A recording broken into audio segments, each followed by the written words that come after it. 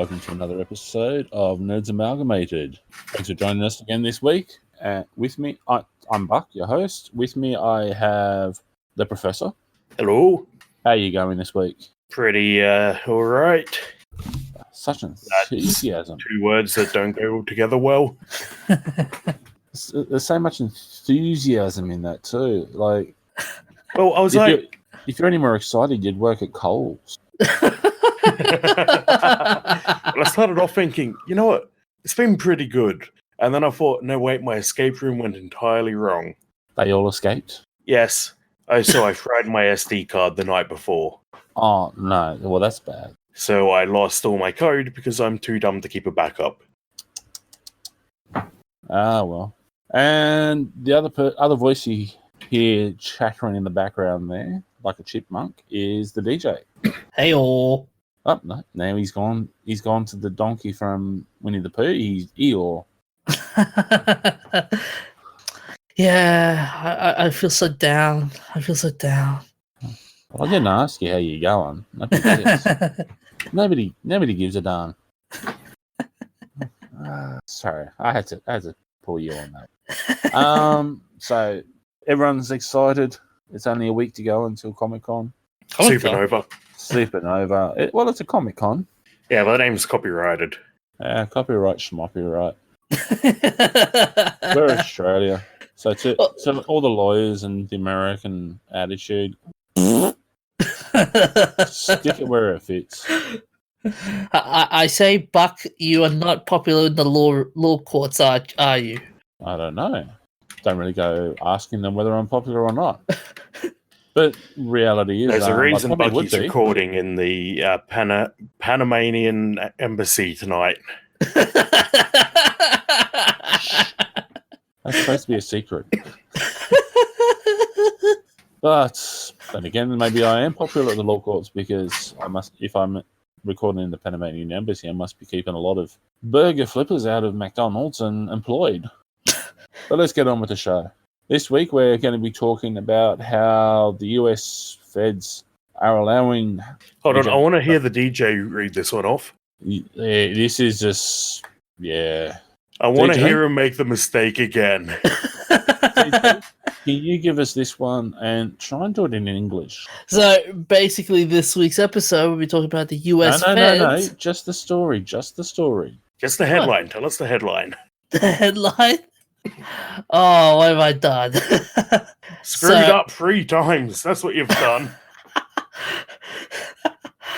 So it's the US feds allowing DRM, which is digital rights media for the uninitiated, cracking to preserve abandoned internet-based games. So they're not preserving abandoned internet games, which is what you've typed here. And the other day you had it that they were cracking down on internet games or something. No, they're not actually pickling that and putting it in a jar like pickled onions or jam. They're actually allowing hackers to get in there and preserve the games. Yeah. Basically, they've expanded the exemption to the DMCA, the Digital Millennium Copyright Act, to allow people to crack online games and create fan servers when they shut down. Until now, they've had an exemption where you can crack abandoned games, single-player offline games, but games with an online component weren't included, which means that people weren't technically allowed to do this, even though a lot of them do anyway. Mm-hmm. But they've finally come around and decided they understand preservation. About time. I've got to say, I'm actually impressed. The American government is actually doing something right. Yes, I did say that. You're not hearing things. Actually, I heard somewhere during the week also. What was that game we used to play at the libraries and so forth on the internet? RuneScape is apparently coming to a mobile platform near you. It came out yesterday, and they've had the highest player count in years. You got. And it's the old school RuneScape, dating back to about 2007, I think. Old school. Yeah, Well, they've You young got 3 whippersnappers. variations. There's the old 2D one, which Mhm. shut down like a couple of decades ago. Then they brought in the 3D one and kept improving that for about 10 years. Then they released RuneScape 3, as in Mhm. number 3. I know my voice can be tricky with that. And people didn't like it. So they released old school RuneScape, which was RuneScape 2, and now they have it on mobile. And you can't play RuneScape 3 on mobile. So I'm hoping this, I haven't played in years and years, but I'm hoping this is a sign that they've picked up on what people want to play. Mm-hmm. People don't want to have to keep paying money to play games that are fun. But yeah, so is it the fair use law or something that allows the preservation of these games? Yes, it's being merged in under fair use. Oh, there you go. So if you've got any games that are online games that have essentially been abandoned, and I can't see a definition of abandoned in the article. No, it doesn't actually seem to have one here. DJ, can you find one for us online somewhere there? Or On this article, no, it's not on not in the article. But can you do a quick look up for us? abandoned internet games, hey? Well, what does abandoned mean under the copyright? I've always thought it was a fairly grey term. Yeah, that's the reason why I'm just a bit curious about what they mean by that. So, as in, like, from the proper definitions, just being deserted or left, and yeah. So I'm curious about the legal definition they're using for this law, though. Legal definition. Well, if you're talking about abandoned property, in a sense. No, Online games. That's squatting rights. Okay, abandoned. See.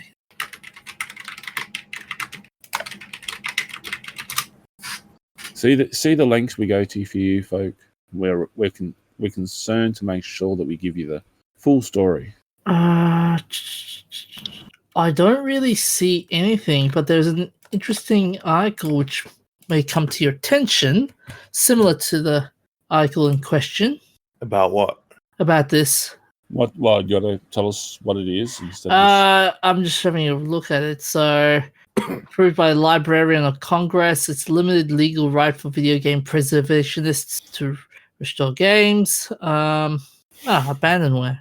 I just found that, so I'm not sure. Yeah, I can't see anything obvious, but they do have restrictions. You have to legally obtain the files, server files. So, unfortunately, it doesn't cover just any game that's gone under, but hopefully it'll create an avenue to petition studios to release their assets of abandoned games. Okay. So the question I would ask is, what's the statute of limitation for this new ruling? Will it be 10 years or 20 years? Well, that was what we're trying to find out. That's what I was hoping you could find for us. But okay. Yeah. Unfortunately, we can't seem to find a clear outline. I'd have to go deep diving into the American legal stuff. Oh, don't do that. We like you not having your brain melted. It's one of those things. I do it occasionally, and just I used to come out in a pretty bad sort of frame of mind.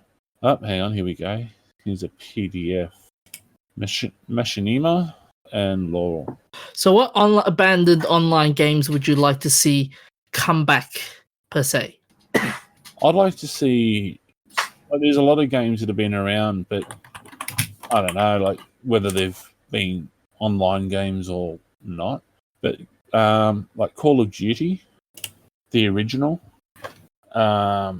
used to be a LAN thing, but I'd love to see that sort of stuff. And Battlefield 1942. Nice. Yeah, Battlefield 1942 is still pretty well supported, though. Yeah. You can still download it and get it running on a new computer using Origin. So there's a link to a PDF I just posted there. It's pretty. It actually deals with where someone's actually pursuing a law case in relation to copyright stuff. So Nice. If there's one online game I would like to see come back, the old school Command and Conquer games. They were pretty fun to play with. Yeah, but see, you had a big rant at me after E3. Okay, Bucky, this is the wrong article here that you've got. This is from 2005, and it's about machinima, which is stuff like Red vs. Blue. Okay. No, I hadn't read through that one completely. It was all right, I'll kill that one. But yeah, I remember after E3, the DJ sitting there and having a rant at me about how Command and Conquer Red Alert and so forth was coming onto a mobile platform. Oh yes, that shitty mobile game. But when I asked him about how long is it since he last actually played the game, he said 2 years. And I said, how long is it since you last spent money on the game? He said 2 years. But my point still stands. It's still a shitty remake. And guess what happened afterwards? A few years afterwards, EA said we're going to remaster the whole Command and Conquer games and bring them back. Well, that can't be a few years after because it was only this year. No, I meant like after a few years after the old games that got canned, they said, okay, we're going to remaster the old ones and bring them back. Yeah, but they're the ones who brought it into a mobile platform. And people started playing it, so they figured there must be enough interest in it to do it, which is what I said might happen. Hang on a second. Command & Conquer Rivals. Yeah. But anyway, let's get back on to topic here. Yeah. I think I've found an article that might tell me what the legal definition is. Okay. So in most cases, abandonware is regarded as a subset of an orphan work, which is where the rights holders are uncontactable or you can't work out who they are. In the US, I've gone 4 clicks on Wikipedia. I've only got 2 more till Hitler. Woohoo! Sieg Heil. Bucker's channeling is in a Hitler. No, German, thank you. I don't think I would put in that really, really tight brown pants that Hitler used to wear. That's the reason why he's always so grumpy. Do you notice that? Whenever you see pictures of Hitler when he's doing stuff, when he's doing his speeches and all that, and he's looking really, really angry and going right off his chops, he's always standing in a really uncomfortable pose as though he's chafed really badly because he's got too much starch or whatever in his pants, and he's just got a massive rash or something happening. And so he says, I'm gonna kick you for this. I'm so uncomfortable. You gonna say something, Professor? Yeah, so it doesn't seem like there's a specific time frame. Archive.org, which is fairly reliable with working out what they can release, is including stuff up until 1941. Currently, public domain in the US ends at 1923 because the company represented by a mouse, which I will not name for fear of legal retribution, keeps extending the copyright period. Mm-hmm. And Happy Trust, which is a book archiving project, has orphan works up until 1963. So obviously there are no games that quite fit into that time frame. So I can only guess that they will follow the definition that it's just any game where you can't contact the copyright holder. Actually, I'm looking at, in the article, he talks about the hearing for James Clarendon, who was working at 2K Games. And it was because they hadn't actually properly archived and preserved all the game's files in one place. They weren't able to reissue the full original game. Yes. So it's also the original copyright owners can't produce all the original work associated. If I remember correctly, one of the ROMs on the NES Mini was actually got artifacts from a technically illegal ROM dumping program. And they worked out that Nintendo has been downloading their ROMs from the same sites that they have been suing to shut down recently so that they can release them in NES Minis. Ah, well then, there you go. Yeah, that's the paragraph. I'll just put it there. We'll put that up as part of the show notes as a highlight. But But yeah, that's basically saying that because it's not archived correctly in one location, they can't prove that they have ownership of all the components. It also means they can't find the original high definition assets. Yes. So they can't include them like as a high resolution texture pack or anything. Yep. It also means like their ownership of the copyright is questionable. Okay.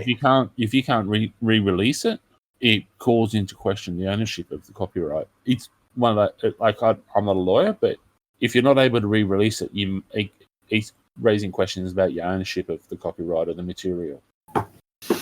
Okay. So, because BioShock's only how old again? 11 years now. Yeah. 11 years?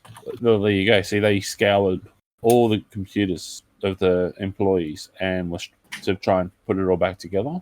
And they weren't able to do so for a re-release. So, therefore, if they're not able to re-release it because they can't prove they own all that software, you got to wonder whether that actually raises questions about the rest of the product. Because DJ, draft an email to EA. Demand that they re-released June 2, or we will march on them and force them to release it because they obviously do not own the copyright. Public domain. well, that's how the law works. Like I've spent enough time around lawyers to know that it's those legal technicalities is what they thrive on, and that actually raises questions about ownership of copyright now. So, that would be funny. Just so it's proven now that Buck is famous with the lawyers.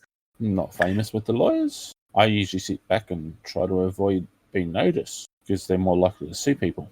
Uh-huh. Uh-huh. You're not Elvis. You haven't got it. Uh-huh. Uh-huh. Uh-huh. It's uh-huh. Uh-huh. But No, still not right. So the question I would be asking is so you're saying this might be a loophole percent in an essence? Well, that's pretty much exactly what I've said. So, DJ, what you're saying is that you think that like you said, is a loophole. No, Am I it correct? couldn't be. But which timeline are you saying this loophole is trying to Well, DJ's been what? sucked into a parallel dimension.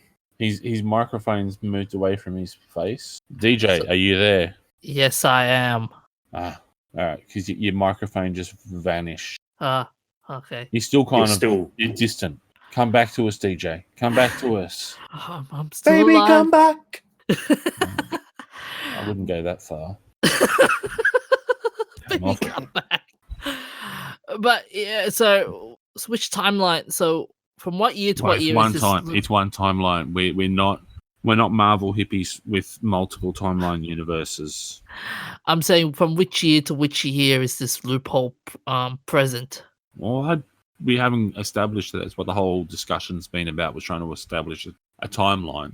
So it going based on BioShock. If it hasn't been archived, it looks like it's a decade or so. Okay. That it might be, but that would be something for lawyers to look at. And what's that guy that does the podcast on YouTube where he's a copyright lawyer? Oh, YouTuber law. YouTuber law. That'd be something for him to look at. He'd get excited about that. Shout out to someone who's not a member of the TNC podcast, but yeah, he. Oh no, you said it. Zane's going to come after us now.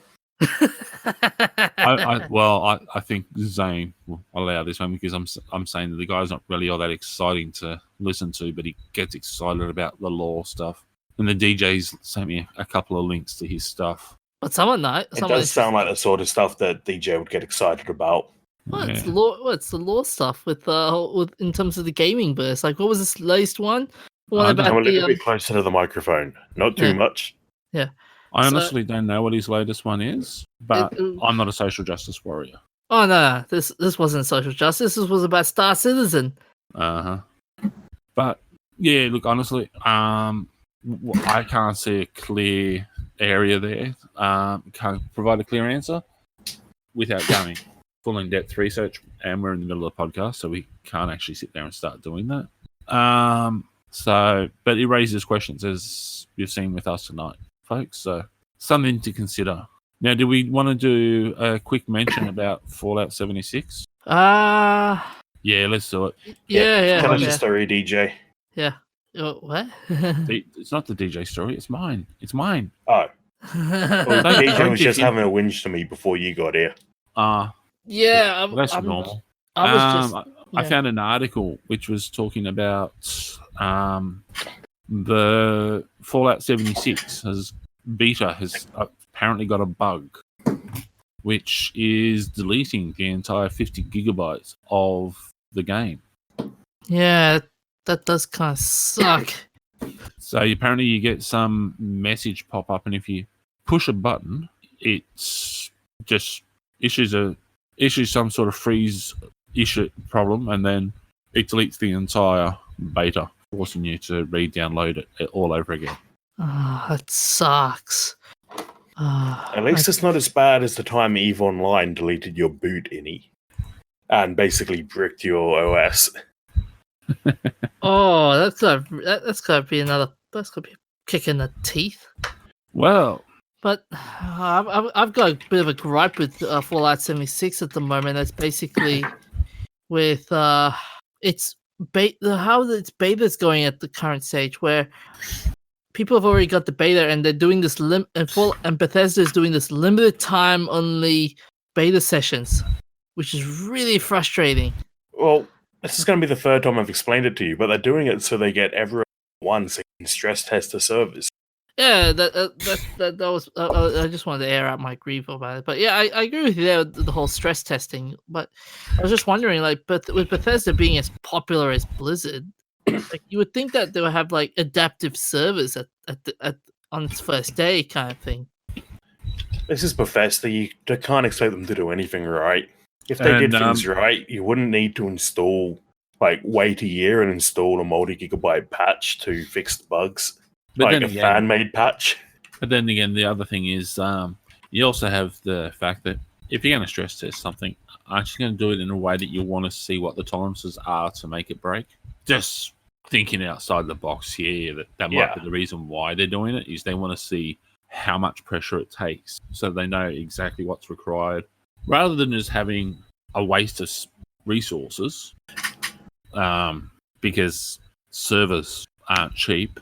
So instead of wasting money and material, let's not overload and so forth. Let's see what's actually required. I think that's the whole purpose of stress testing. They also want to know what happens when they do overload the servers. Yeah, like something good might happen. It might actually open a portal into another universe. Who knows? That or it'll just glitch out and people will get infinite bottle caps. Ooh, infinite bottle caps. I'd say there's about 50-50. Although by then Bethesda would create a patch just to go, okay, we're deleting all the infinite bottle caps. No, sorry. You've already given them to me. You're not taking them away. I'll get my lawyers onto you. Your game made the mistake. You're not taking it from me. Stop it. But yeah, no, just an interesting article there that, it was the entire 50 gig getting deleted because of a glitch in the. Like I myself have downloaded the beta as well, and it's 46 gigs basically the whole thing. Well, close enough to 50 gig to not be that much of an issue. Yeah, but still, I'm just really a bit fussed about the whole limited time only betas. But but still, Well, like you're on the internet, so honestly, I'm surprised you managed to download it before release. Hey, by the time we managed to download most online games, they've already died off. You got to remember that with E3, he was always ahead of us in the live streaming. So I don't know how that works. His internet sucks at so many other things, but at 2:00 or whatever in the morning, when we're struggling, when we're going through watching something, suddenly he's 5 seconds ahead of it. And not only that, but he still can't manage to download a game on time for our games night. Yes. Hey, what can I say? He was only a week behind. What can I say? What can I say? Off peak is such a fast time. Internet is fast off peak. Yeah. Anyway, moving along. Just before we do, though, I just want to say I brought up the EVE Online blog post for the show notes. Okay. And the author's name is the best name I've ever heard. What is it? Erlander S. Thorsteinsen. Can you say that again in English? No, because it's Icelandic. I have to have a look at this because I could But- hardly understand what you were saying. Dr. Erlander S. Thorsteinsen. My God, this is much harder than the professor saying Guillermo del Toro. Well, so in Iceland, no matter what Thorsteinsen. your last name is your father's name with son, or your mother's name with daughter, Yeah. depending on your gender, and that means his dad was named Thorstein. Yep. So in other words, his father was a godly beer mug. The beer mug only those of the pure of heart can lift. No. It's just Icelandic. This isn't Marvel hippies. so anyone Thorstein. Thor was the god of thunder. So you got to wonder what thunder are they talking about there? Was it he had a thundering voice, or was it just after he had a few beers? Or was it just after he had a few beers? He had a thunderous blurting. Oh no. Yes, we all know people who, when they drink and get a little bit drunk, they fart well. Maybe that's what his dad was named after. Anyway, now that I've offended somebody from a different country, All of Scandinavia. not all of Scandinavia. I'm sure the Swedish and the Norwegians are gonna love me for picking on the Iceland. Yeah, but they all follow the same religion. Oh. Well, they did. Ooh, mate, you just climbed up the wrong pole on that one. I think we should just move right away. Just back away slowly. Oh, that is just such a dangerous area to be in. But that's almost the DJs. Icelanders, come and kidnap me and arrest me and take me to your beautiful country. Oh, I can just see so many things going wrong with what you just said. Anyway, moving along. What have you got for us, DJ? So I've got some interesting news in terms of Avatar, the movie, in regards to the sequels we're getting pretty soon, such as we're getting a new logo, and I said it right, a new logo, better than the old logo. How's it better? Oh, it's a new artwork and a new font for the avatar I'm writing. Looks so nice, very nice. Better than the old papyrus looking font. Okay. Yeah, and it's hard to describe it, but they even got the symbol really cool as well, which has the A logo with I don't know, with the mighty the bird things that they ride, yeah. Yeah, the mighty bird. Although it kind of looks like the Avengers logo, but cooler. And it's not a Marvel movie, so of course it's cooler. Yeah. You hippie. But Can you tell us what the bird from Avatar is called? Vaguely. Alan. That's not Bob. Wait, what was it called? It's a Karaka something. Hang on a second. Avatar birds. It's the mightiest Banshees? of the. Aren't they banshees? They are the banshees, but the biggest one it's called Turok Maktor. The Turok Maktor. That's the king of the birds. So is that the one that they used in the logo there? Yeah, the one in the logo. It looks like the Turok Maktor. That's one. Turok Maktor. That's yeah. What does it mean? It means. Now, no one will remember my failure of pronunciation. Yes. I just so you're aware, I did tell the DJ that he needs to be careful about picking on you for mispronouncing stuff, given the fact that he's epically failed a number of times. But yeah, I think the logo looks really nice. It's a step away from the old logo. I'd say. Just to correct you on one thing, though, the Turok Maktor is a Nazi individual who successfully manages to ride the great Leon Turix. So the rider is Turok Makto. I thought it was. Then they said like in the movie. And then I saw the movie. They said like, "Yep, this is the Turok Makto." No, that's what they call the guy who rides it. No, actually no. Wait, I think I've got something. The Navi. I'll just have a look at the link I just gave you. Yeah, I've also got another link which says that it's Navi name. It's Turok. The Makto is the guy name. So Turok, it's the name of the great Lena Pterix. Yes. But the Makto is some guy. So yeah, but they call the Turok Makto is the rider. Yeah, the rider is Turok Makto, but Turok is the bird's name. Huh. So you see, you got other news there. Yeah, logo and what else? So we've got logo and we've got Sigourney Weaver saying that Sigourney, not Sigoni.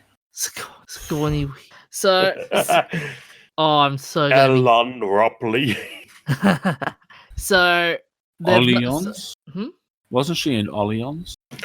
Very funny, fellas. Very funny. And Fort Day the 15th. So basically, they're saying Sigourney Weaver is saying that they've not only begun work on Avatar 2, but they've apparently begun work on Avatar 4 and 5, which has never doubted, but perhaps overzealous James Cameron's decision for making 4 sequels. Basically. Well, it worked for Rocky. Yeah.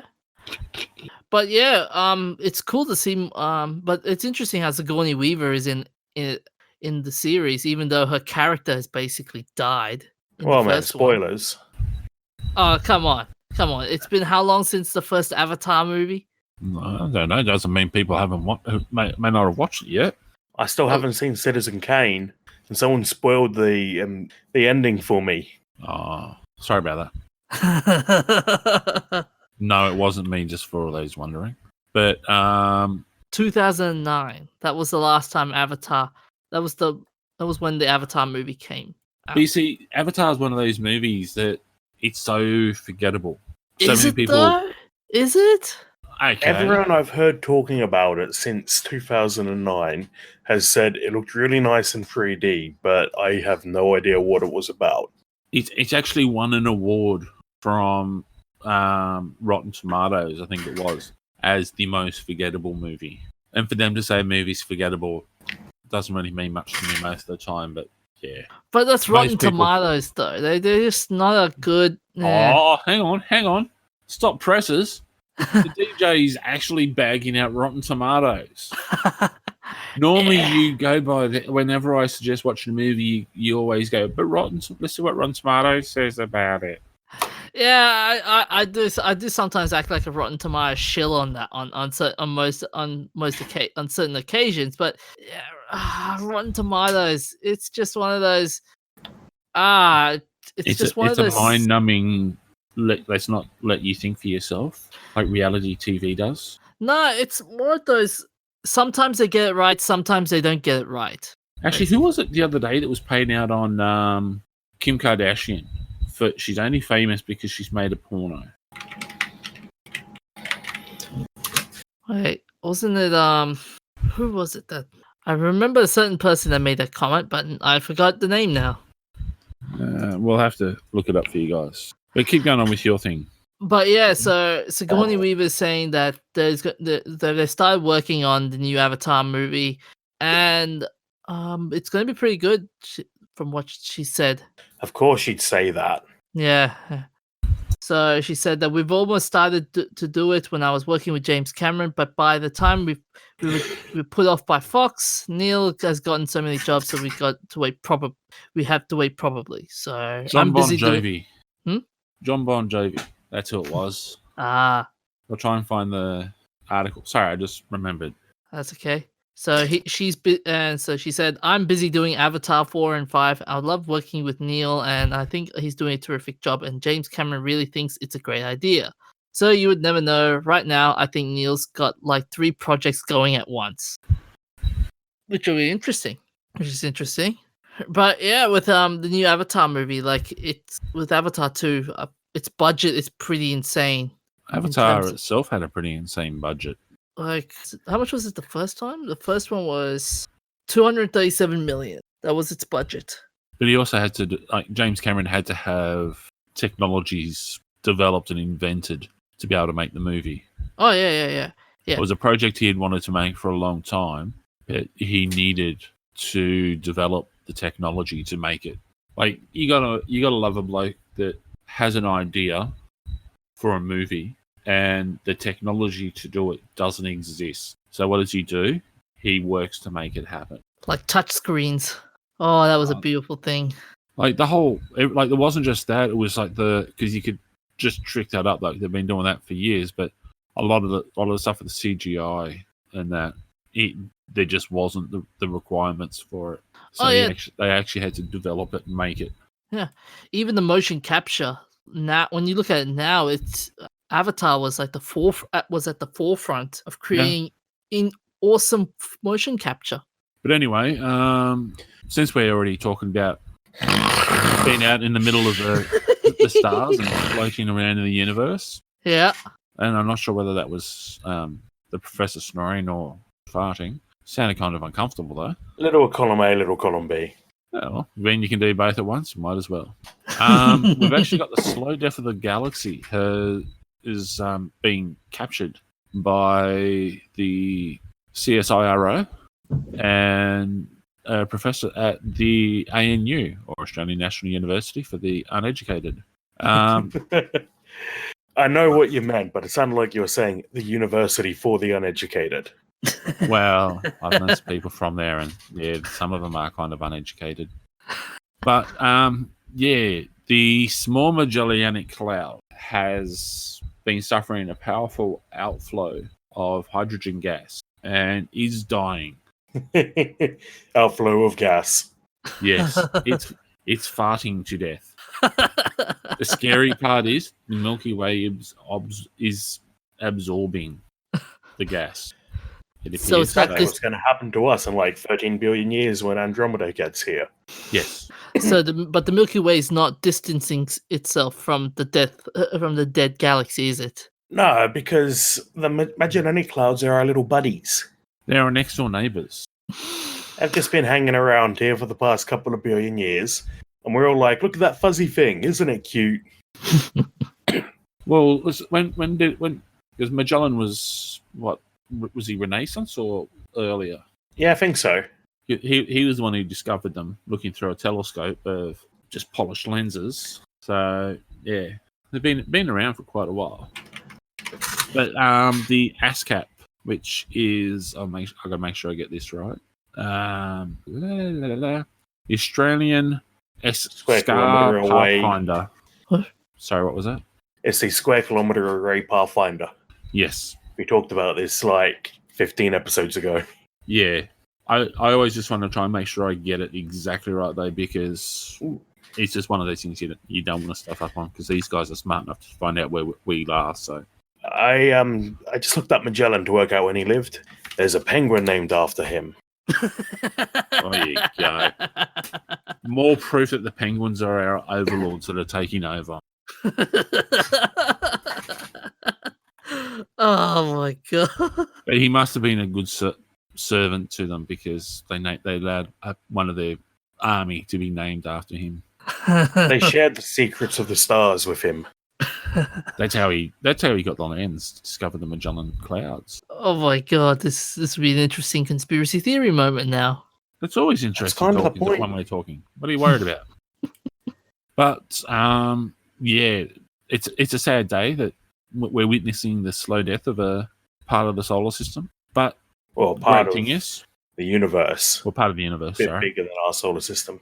But all the data that they're going to get from this, I'm just overwhelmed about how much information they're going to be able to develop and process for what's actually happening with all of this, because it's the amount of because it's a dwarf galaxy, so we're actually witnessing what could happen to the Milky Way. Well, what is going to happen to the Milky Way eventually? So, wouldn't we normally get like effects of a dying star, like for example the supernovas and the black holes? But it's not. It's not just a star; it's the galaxy. Oh, I get that, but like, it's multiple stars and so forth. So when galaxies merge, it's very rare for things to actually hit each other because space is really big. But it does mess up the gravity and can send things slingshotting off into nothing. Yeah.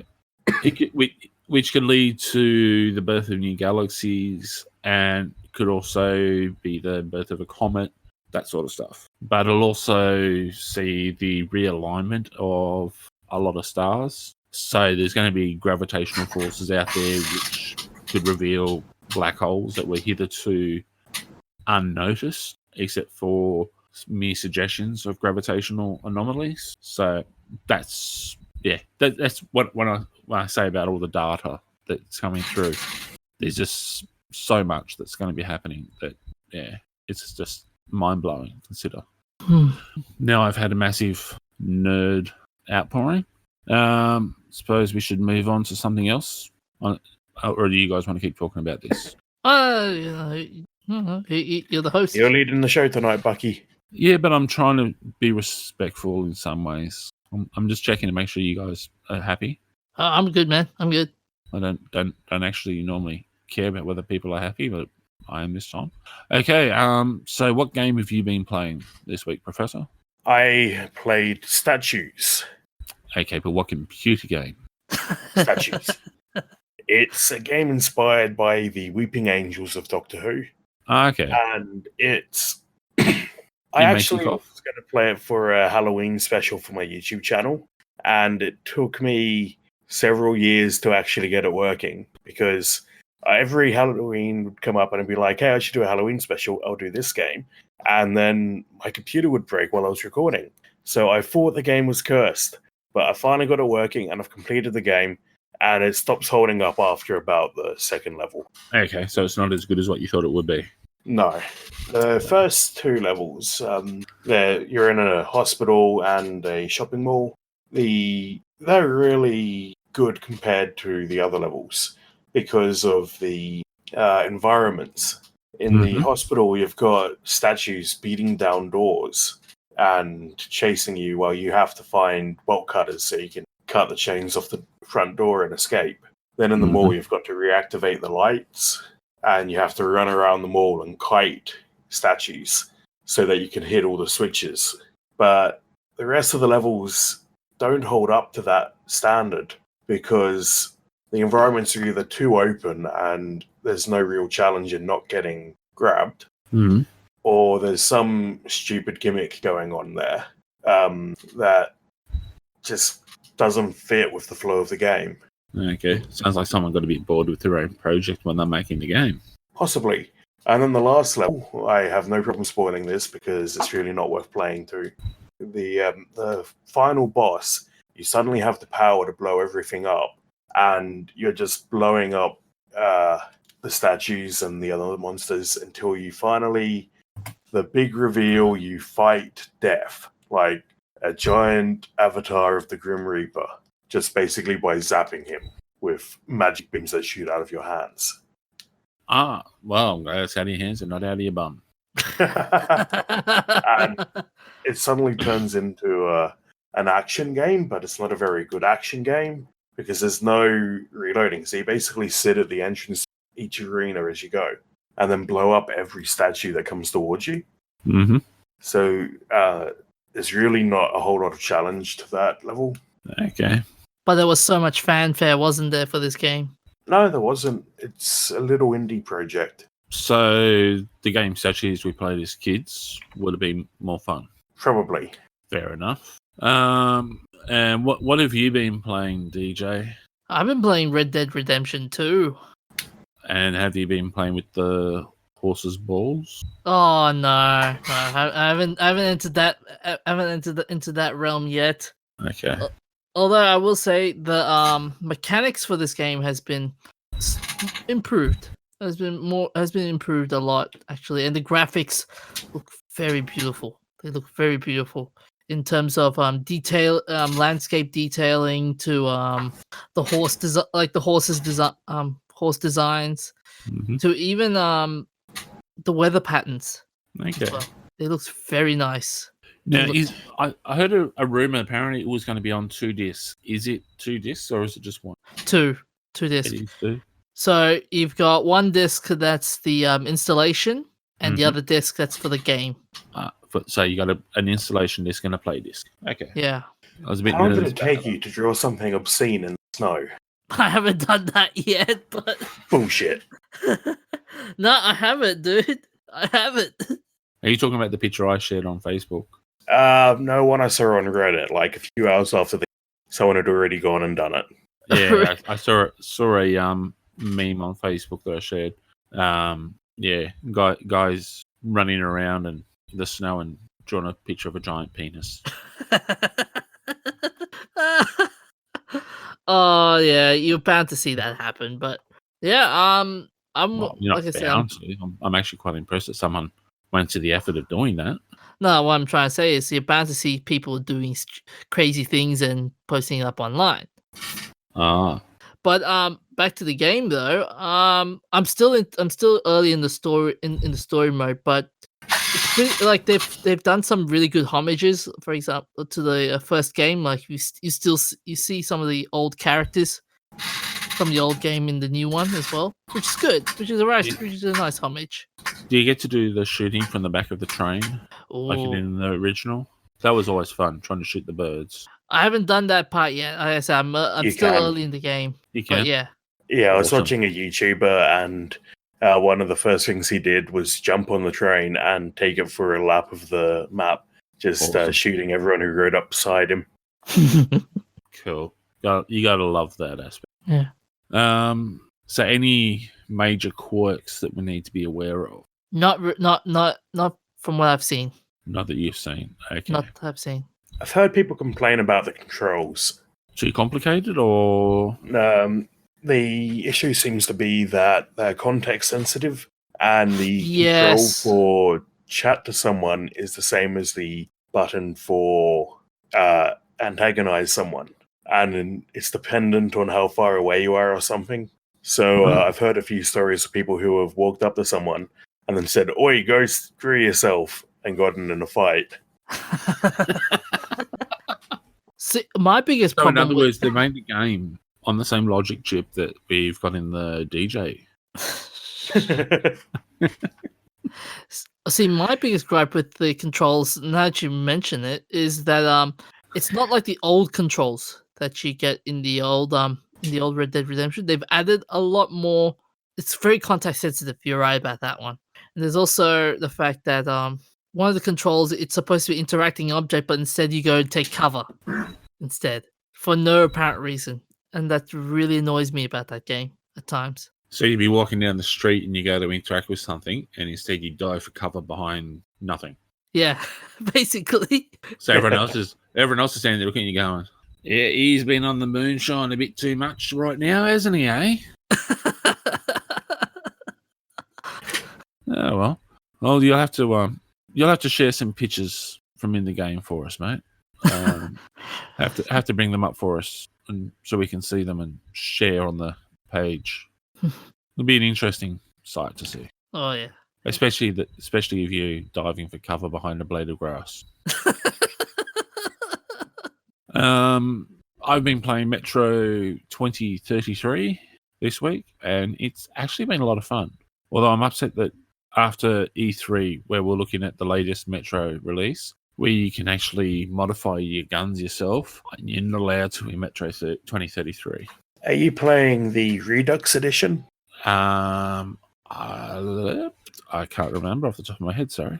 You probably are. They took the original off sale a few years back. Okay. It doesn't say Redux on it. It just says Metro 2033. Okay. But yeah, like I can't take the suppressor and scope off of guns to put them onto other guns, so forth, which is a pain in the neck because I managed to have an AK-47 with a scope, and then I had to change over to a gun with a suppressor on it, and I couldn't take the scope off it to put onto it.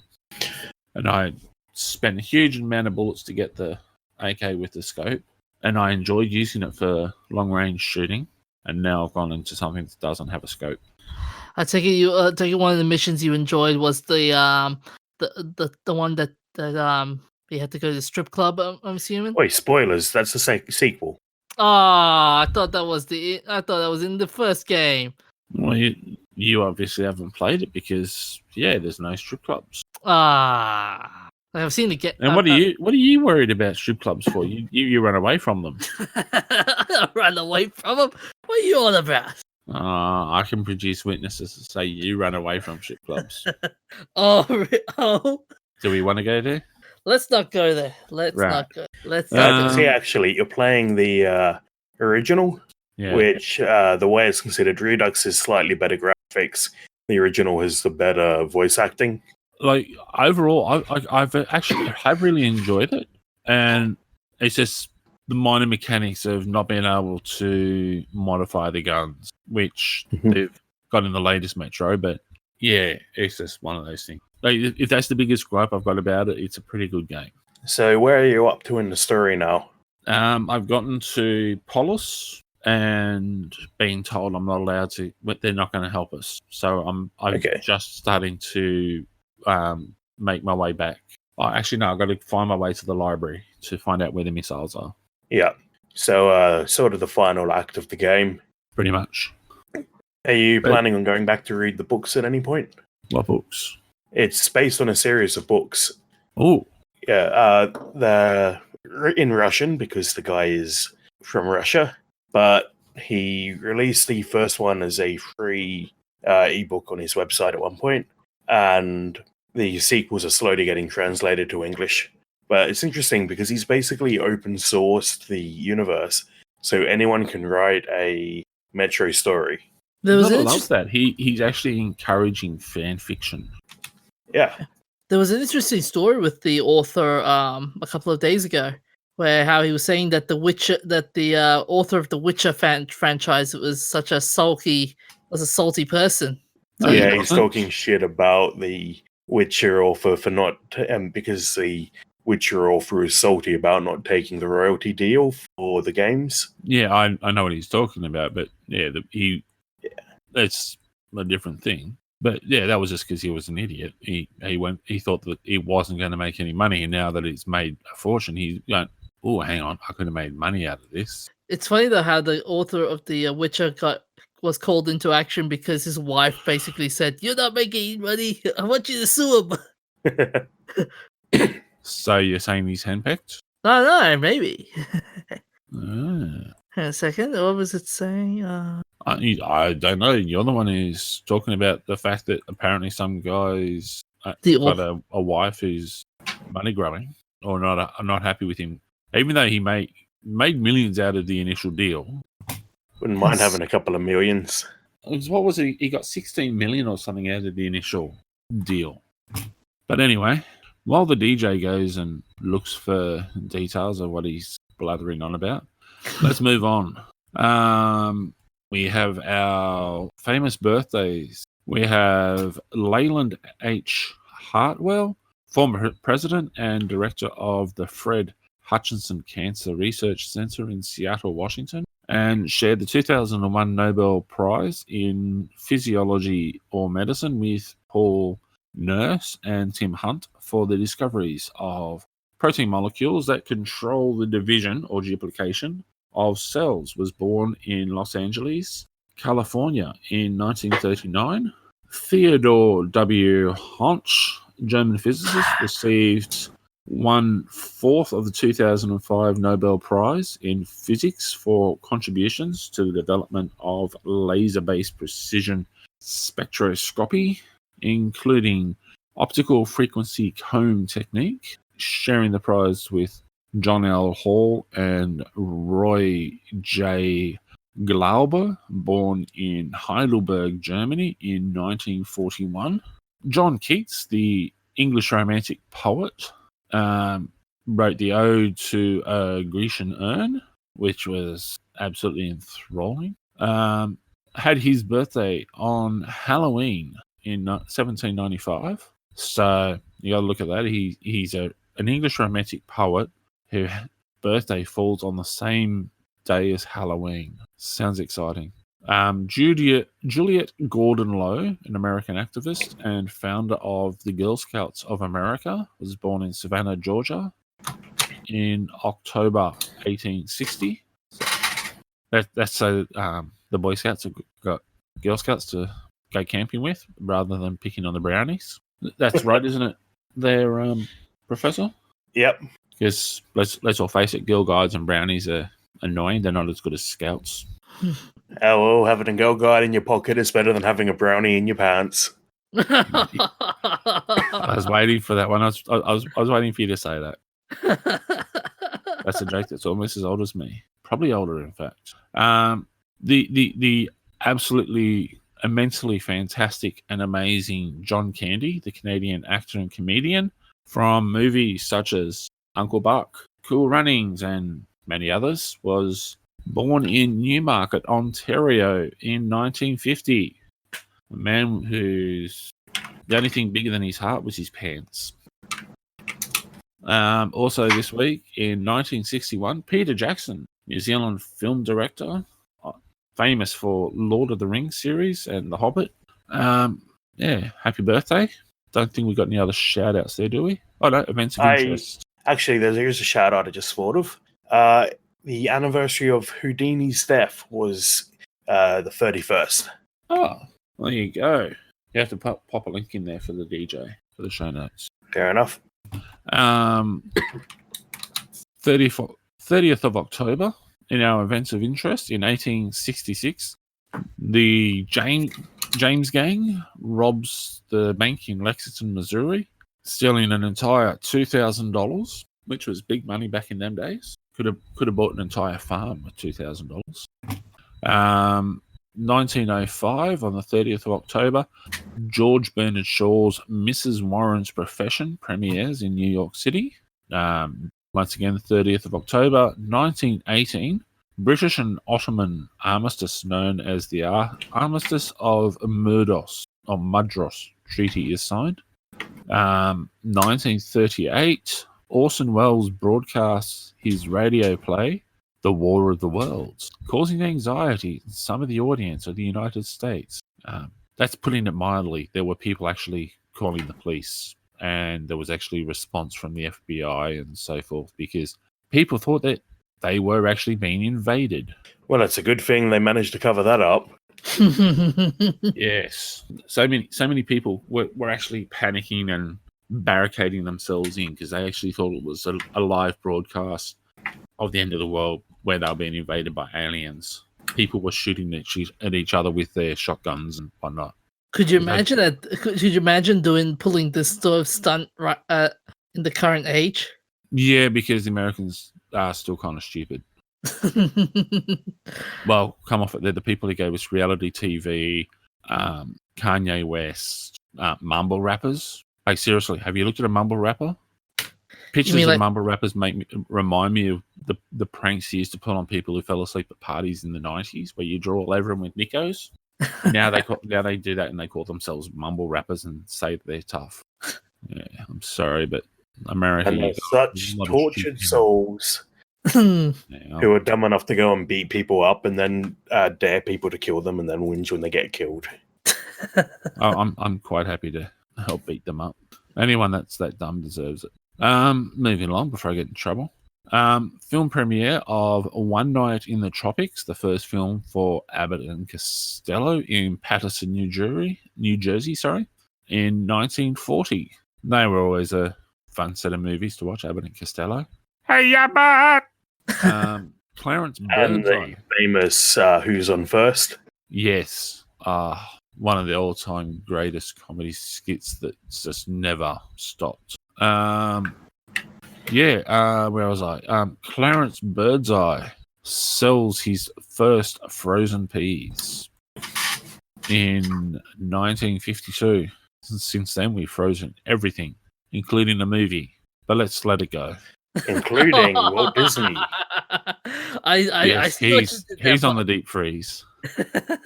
1973, the Bosphorus Bridge in Istanbul, Turkey, is completed. Constantinople. Well, no, it was Istanbul in 1973, not Constantinople. Yep. Sorry. Got to keep up with the times. You can't hold back. Crikey, I'm older than you, and even I'm able to keep up with things like that. You got to get out of Assassin's Creed mode. It's not Constantinople anymore. It's Istanbul now. Okay, come on. So Yes, yeah, Bucky, it's we'll write an essay and have it on your desk well by done. Monday. Remember, it's got to be APA style formatting, double line spacing, and everything. Oh God, I'm having flashbacks. Yeah, you want to be mean to me? I'll really be mean. Yeah, this is the bridge that connects the continents of Europe and Asia over the Bosphorus for the first time. So prior to that, you had to literally go in a boat to go from one continent to the other, or in a plane. And it is actually a pretty epic bridge. And even today, you still take a ferry if you want to, and it's a much more fun ride. 1974, we had the Rumble in the Jungle boxing match between Muhammad Ali and George Foreman in Zaire. Is that all of the shout-outs we've got this week? And that's all the shout-outs for this week. As I was saying earlier on with the Metro 2033 author. So basically, the story goes that Metro 2033 author is calling the Witcher author an ungrateful schmuck. Basically. Oh, there you go. Yeah. So basically, he's saying Glukowski said that as a gamer himself, he looks to Sapowski as an old fool, and he went on to state that the Polish author fucked up, and that the reason for his 16 Hey, language. Well, my mistake. His words, not mine. Yeah, but even in the article, they've censored that out. Come on. And that the reason for his $16 million lawsuit against the developer CD Projekt Red is due to his wife nagging him about it in the evenings, and then tries to roll it back. Well, the simple fact is he's been called a schmuck by a Russian. So I'm sorry, but you must be a schmuck. If a Russian calls you a schmuck, you're a schmuck. And if you were such a small-minded individual to think it was going to fail rather than going for the royalties, well, then that's your problem. You sold your rights. Anyway, that's it for another show. Are we actually going to be at Supernova? Have we set times? I'll be there. Deafened by the silence. I'll be there. Like from the first day to the last day. Thursday to the last day, or first day to the last day? First day. I was going to say, 'cause I didn't think it was on a Thursday. Yeah, everyone who's going, please stop by the That's Not Canon Productions booth and tell them you love us. Say hello. We might be there. We may not be. I'm not sure when we're going to be there, if we are going to be there. We will let you know. Yeah. Anything else? No? Yes? No? All right. You can find us on Spotify, Stitcher, and iTunes. Twit, what's our address? At Amalgamated. Sorry. Our email address is nerds.amalgamated@gmail.com. And our Facebook page, as always. Yeah, check us out. Let us know for any of our other episodes. Let us know what you think. We always love hearing from you guys. Yeah. Other than that, have fun, live long and prosper, rule the galaxy. Watch out for Cthulhu coming through to take over. And hooroo from me. See you next week. See you guys.